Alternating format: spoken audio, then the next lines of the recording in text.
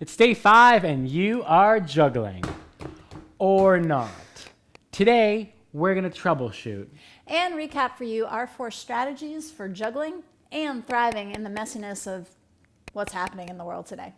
This flop break brought to you by Flow Circus. Co-founders Don Daria and Paul Miller have over 20 years of experience providing organizations with tools and trainings they need to promote well-being, strengthen teams, and practice strategies to thrive in the messiness of learning, growth, and change. How'd it go?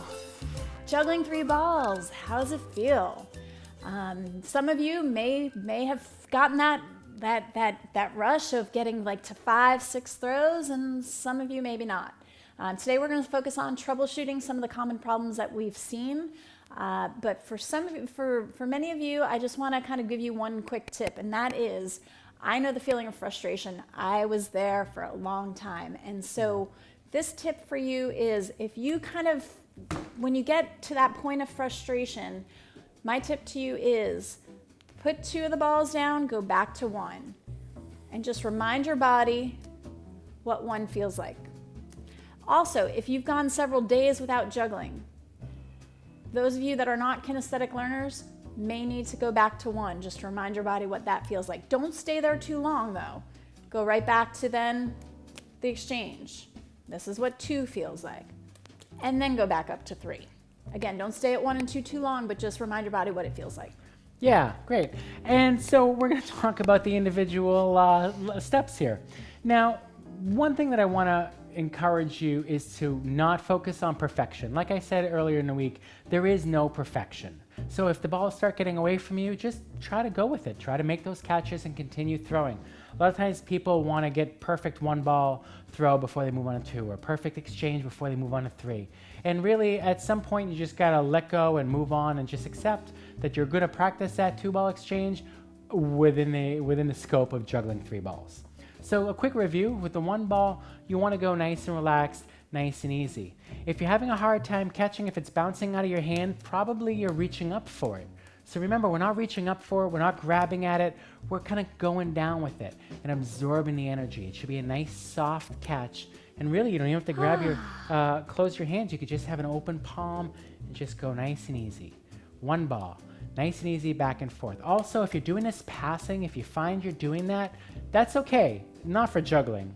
You can juggle some ways like that, but it's not the easiest way. So if you're doing it, notice it, and then play with variables. Try something different. Anything different. Anything that's not that is moving in the right direction. Moving on to the 2-ball exchange.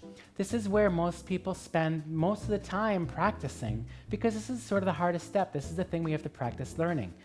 And again, this pass across is what happens. So if that's what's happening to you, even if you do that, that is better than doing anything else.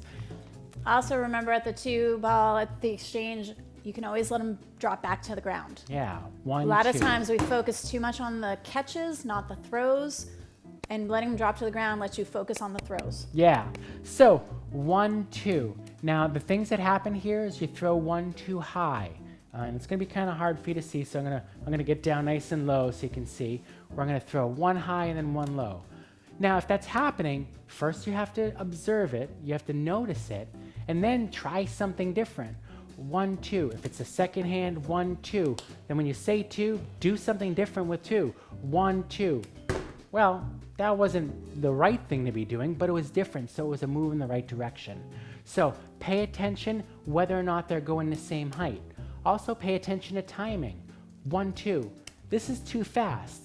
Notice how they're both almost leaving my hand at the same time. 1, 2. 1, 2. Ah! Way too fast. You know, it's going to get hard when you get to 3 balls because they're all going to be in the air at the same time. This, conversely, is the opposite. This is too slow. 1, 2. Whoop, You'll notice that the exchange happens right near my hand. So that's too slow. That's too fast. That is just right. Also notice where they go. 1, 2. Whoop. 1, 2. I see my arms reaching out. 1, 2. Common mistake, or a common thing to happen. I don't even want to call it a mistake. It's just what it is. So you have to work backwards. Which hand is throwing it? It's the second one. I'm throwing it out. I need to do something different with that hand. Instead of throwing it out, maybe I'll try throwing it over my shoulder. And in fact, if you just kind of take a couple turns practicing throwing it over your shoulder, yeah, I'm showing off catching behind my shoulder. That's good practice. Just kind of try something different and then see if you can kind of keep it in front of you. Another, well, we'll actually get to that 3. So for 2 balls, it's either too fast or too slow. It's either too high or too low, right? If it's low, we learned earlier yesterday that if it's low, juggling patterns can be really fast. So if you need to, throw them a little higher. If they're real high, throw them a little lower. Now finally, moving to the 3rd ball, the most common thing that we see, there's 2 things. One is that people 1, 2, 3 and they'll stop, and 1, 2, 3 and they'll stop, which, like I said, don't stop until you drop. It's okay to drop. Jugglers drop. That's what we do. If you don't want to bend down, get yourself a table or a bed to do it over. 1, 2, 3, 4. Keep going until you drop. Note, you may want to also need to stretch your hamstrings. If you do end up bending over a lot, we know that when people are learning to juggle, their hamstrings sometimes get tight. It's a physical skill. You're doing exercise here, so good on you. And then finally, the other thing that we see with 3 balls is we see people and they walk forward. They walk forward like, "Rah!" And that's what happens is you start to go, you start good, and then it gets lower and lower and lower. And as it gets lower, you kind of start to hold your arms out and it starts to aim out and forward. So if you find that's happening, try walking backwards. And in fact, before you even try walking backwards, try throwing them over your shoulder backwards. That'll practice pulling the balls back towards you so you're not throwing them forward. Do that a couple of times. And then, when you feel ready, maybe try walking backwards with them.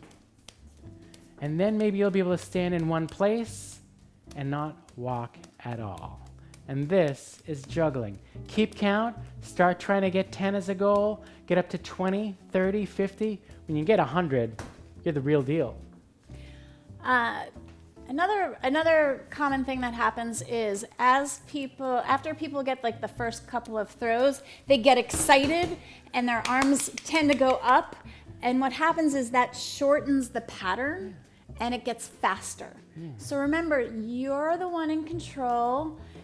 Calm down, take a deep breath. You're the one controlling the pattern. Again, it comes to that rhythm and that calm. We don't want any T-Rex jugglers because it looks good, and it impresses the lady dinosaurs and stuff. That's what you're going for. If that's what you're going for. So again, if you want to get those. Well, okay. Okay. So we can finish with a partner juggle. Sure. Yeah. But a quick review again of our 4 strategies that we reviewed this week. This will help you as you continue your juggling practice. And those are, again, we spell out the word flop with our 4 strategies. Because again, looking at the flops, the drops, as a good thing, learning to laugh at our flops, not only laugh at our flops, but also see them not as a bad thing. If we learn to look at when we drop, oh, that last one went that way. What can I learn from that? How can I adjust what I do next and learn to do it differently?